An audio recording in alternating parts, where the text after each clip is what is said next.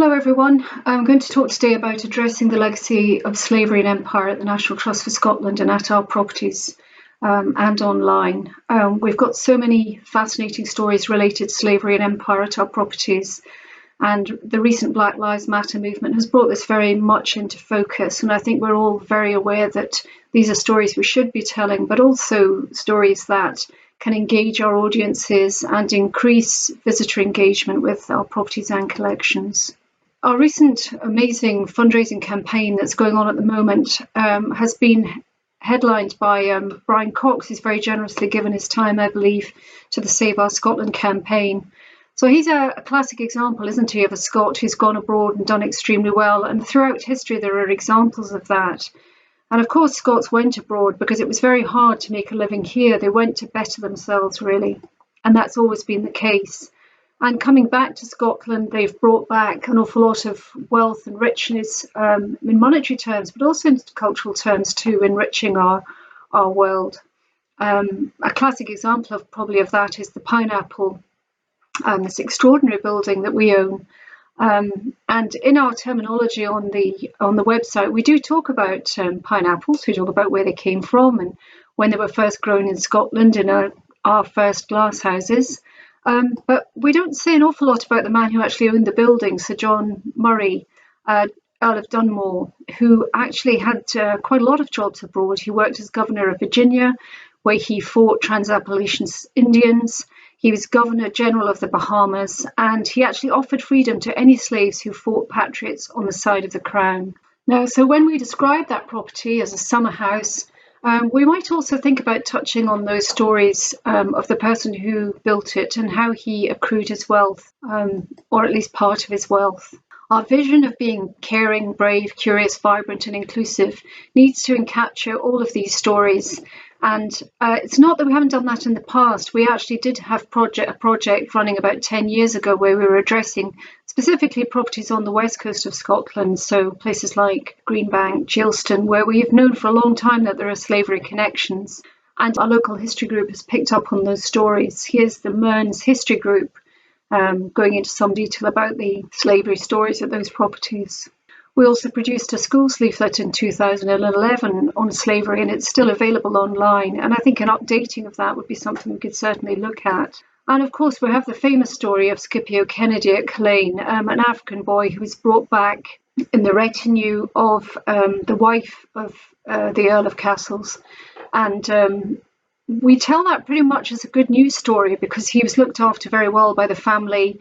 They bought property for him valued at about £90 sterling, which was a lot of money in those days. And eventually he married a local girl, and they had, I think, about 9 children, descendants of whom are still around in the area. And Scipio is actually buried nearby. So that's on one level a good news story. And here's a blog written by Hannah Teasdale, who worked until quite recently at Glen. But I suppose the deeper story is that which we don't tell quite so well, is the fact that he was a boy who was forcibly removed from his own family to come and serve a Scottish family. So maybe being a little bit more honest about the more difficult aspects of that story would be good. Here's an example of Scipio Kennedy's manumission document, which actually belongs to the National Archives of Scotland. And it's pretty amazing, isn't it, to see that he's actually signed that himself. So there's the physical manifestation of that really very fascinating life. Now, these stories have all been dealt with in some detail by various writers and academics. So through the 2000s, we have examples by Douglas Hamilton and Ian White addressing Scotland's role in the slave trade. And more recently, the famous academic Tom Devine has focused on this too. I think he felt rather late in the day that he'd rather ignored the subject, so he's redressed that balance much more recently. And the real game changer for all of us has been this amazing website called the Legacies of British Slave Ownership, which was created by the University College London. And it's a game changer in the sense that you can search that database for surnames and place names. And what it's really highlighted is the very large role that Scots played, and Scots of every class played in ownership and compensation of slaves. Now, the amazing thing really, and perhaps the greatest irony of all, is that compensation for slave ownership was given to the owners, not the slaves. It was the biggest payout, I think, ever in British society, so the equivalent of about £17 billion now.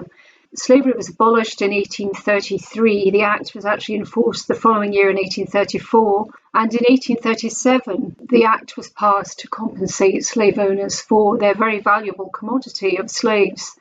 And over the next few years, people submitted claims, many of which were successful. So it's possible to go through the record, and if we just take an example of the Bailey family, which married into the Brodys of Brodie Castle. Now there's Elizabeth Bailey, and she's a classic example of a very demure Victorian lady who's probably never been to the West Indies, but has inherited slaves and done extremely well in the process. And as in the case of many of our properties, at about the time of her marriage, about the time of the compensation, the house was extended. There had been plans to extend it, but these were actually finalised and carried out at that point. And in terms of collections items, there are lots and lots of objects in the house that either relate to the British Empire, piece of ivory, or the specimen wooden table is a classic example of work that would have been produced either in the Americas or in the West Indies. Now, Edinburgh itself, the new town, was really created to a large degree on empire and slavery money. It just wouldn't have been possible to build houses on that scale and of that quality without the influx of money from foreign places. Much of that money came from the West Indies. A classic example is the north side of Charlotte Square, where we own, as you probably know, numbers 5, 6 and 7. And when we look at that group of houses, which were acquired by the 4th Marquis of Bute and then latterly by the National Trust for Scotland, we can see that there was actually compensation given to people living at number 6, so that's Bute House, and also at number 8. Now at number 8 we have, again perhaps rather ironically, Angus McKellar, who was moderator of the General Assembly of the Church of Scotland and later joined the Free Church. He married into the Stirlings of Keir, a very large slave-owning family, so had his compensation through his wife, and it was often through the wives, as it was with the Baileys and the Brodys, that happened. Now, at number 6, now the official residence of the First Minister of Scotland, we have probably the grandest house in the whole of the new town, if not Edinburgh. And on the slave lists of the family who owned that, the Campbells, we can see a list of slave children, one of them described as a quadroon, meaning a quarter black. They were very specific about that, and a Creole, meaning he was born in the West Indies rather than in Africa.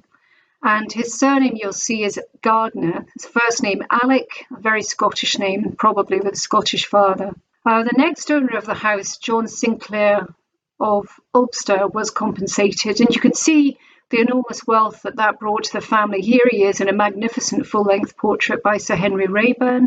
And his sister was able to marry into the French aristocracy, into the family of Prince Jules of Polignac, whose mother was actually a very good friend of Marie Antoinette. So that gives you an idea of the meteoric rise of these people into the aristocracy through this wealth. And then looking a little bit closer again, we can see actually that our own Georgian House was lived in by a man called John Lament. And actually, although he wasn't compensated, his son-in-law was. So there we are. A straight row of houses where compensation was possible. Now, in many ways, the Georgian House is interesting and unusual for us because it's full of what are, in effect, props rather than original collection items. It's been dressed to look like a Georgian house.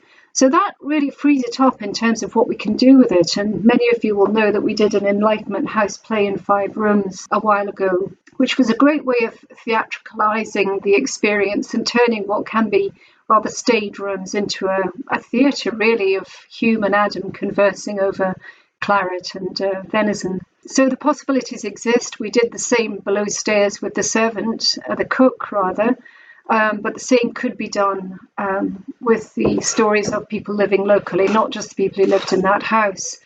But possibly Malvina Wells, a young girl who was brought back to Scotland from Carriacou in Grenada. That's where she grew up.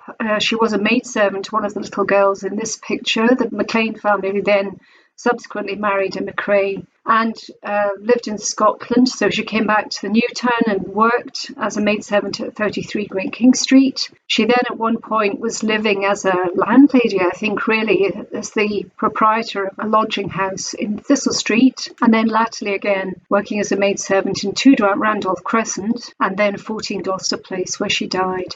And she's actually recorded in another great website, the Mapping Memorials to Women in Scotland. This is her gravestone, which was put up by the McRae family.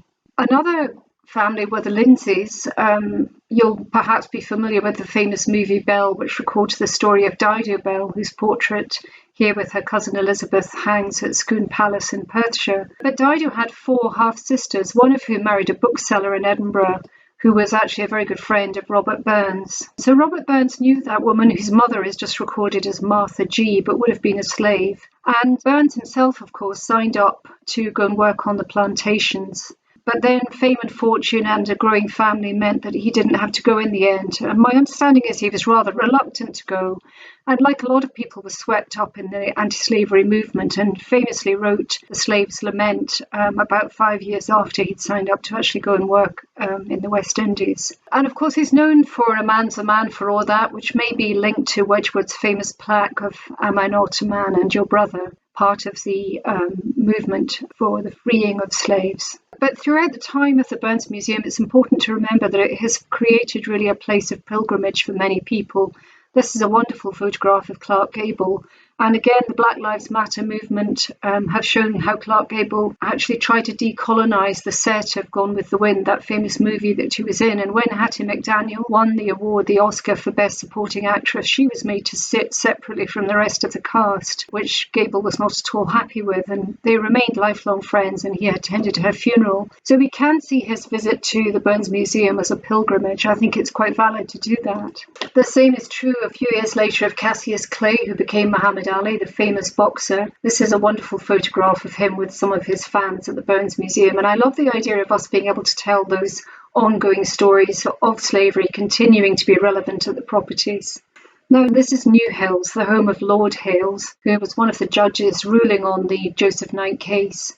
This is a book that was written about the case. It's a famous case because it was a groundbreaker in the sense that it was really there to decide whether you could be a slave in Britain. And this was a ruling case which decided in the favour of Joseph Knight. Now, nearby Inveresk Lodge is open by the Trust of the Gardens only, but it was on the steps on the outside of the house that this man, Robert Wedderburn, came to visit his father. He'd come from the West Indies, where his mother was a slave, and he wrote a very famous book recording the terrors, really, of being a slave and how his mother was whipped at times. He went to Inveresk, arrived with his pregnant wife, and asked for some support from his father. And he accounts in his book, The Horrors of Slavery, how he was turned away with a bent sixpence. Now, Robert Wedderburn was the oldest son in the family, and it's worth remembering, I think, that his much younger brother, white and legitimate, inherited the estate. He was able to marry one of the clerks of Pennycook, and this is a beautiful picture of her by Sir Henry Raeburn, who painted so many of these people round about the time of her marriage. It's now at the Yale University Art Gallery in New Haven, Connecticut. And it's another collections item that should really be telling this story, because as a couple they were able to buy this very grand house in Heriot Row, and James Wedderburn, who, as I said, was 20 years younger than his brother, became Solicitor General of Scotland, so had a very successful life. More recent research is beginning to reveal also how many of our lands were funded by slavery money. So there's a professor in Halifax, Nova Scotia, Kaylee Cahill, who's doing a lot of work on the Glen Allendale estate, which is the site of the Glenfinnan Monument. So we describe it as being a Jacobite pilgrimage centre, don't we, and as a site for Harry Potter scenery. But perhaps we should also think about how the property was actually funded through slavery. Equally, on the east of Scotland, we have records of many people who were producing linen and flax, weaving linen from flax, and that linen was then shipped out to the West Indies for clothing for slaves. So in that way, these small weavers, people living hand to mouth, really were benefiting from slavery. Here are the servants and slaves in the Americas wearing that linen. And as we're planning to amalgamate the House of Dun with the Angus Folk Museum, we have the perfect opportunity to describe how that money impacted on the local community at every level. In Leith Hall, we have a collection of items which were seized during the First War of Independence, as India describes it. We call it the Indian Mutiny sometimes. We really shouldn't, because that's not an appropriate way to describe the freedom fighting going on during the British Raj. The items that were seized in the past have been written in very patriotic terms in terms of how they were seized, and it was almost rightful ownership. But actually, these were the family possessions of the King of Oudh. The family still exists in India, so those are difficult stories. Looking at the terminology we use is really important, and we are going to be having Zandra Yeaman joining us hopefully later in the year to look at terminology and how we address items in our collections. And curator Sarah Beattie has also been doing that at Brodick, where she's given guidance notes to the staff there on what terminology they can use for very contentious objects at Brodick, which were purchased with slavery money of the Beckford family. Again, later this year, we're going to be doing an exhibition on E.A. Hornell, and this really moves me on to the British abroad and the attitudes we had and have projected for many years, and how we should really start to question them a lot more. So we're using original documents, letters sent back from Japan when Hornell was with another artist called George Henry. And there is a degree of infantilization of the Japanese, which is really very disturbing now in those letters, as well as questionable interaction with the Japanese. So all of that's going to be covered in the exhibition, which really looks at the mores of the British at the time and questions again their morals and how that impacted on their work.